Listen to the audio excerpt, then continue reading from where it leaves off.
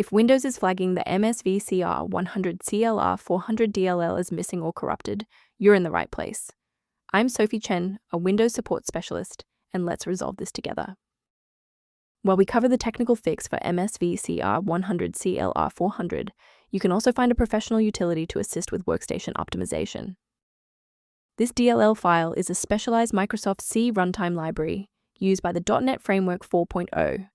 It facilitates the interaction between managed .NET code and unmanaged C code for system-level operations. Understanding the file's role is a great start. Now let's look at replacing it. For the best results, try a fresh installation of Microsoft Visual C++. Navigate to Microsoft's download library, obtain both the x86 and x64 Visual C++ packages, and install them to fix the corrupted file.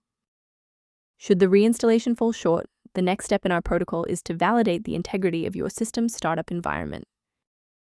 A system reboot is a reliable way to clear away zombie processes that might be interfering with the MSVCR 100CLR 400.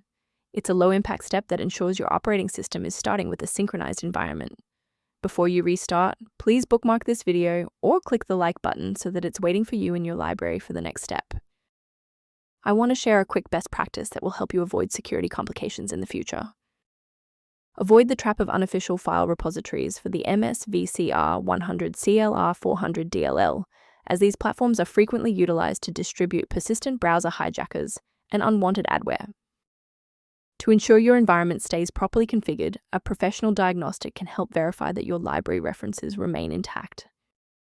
If system alerts or resource lag are present, the resource below outlines maintenance considerations related to the MSVCR 100CLR 400. Thank you for trusting us with the MSVCR 100CLR 400 repair today. For more system-level tips and error resolutions, don't forget to like and subscribe.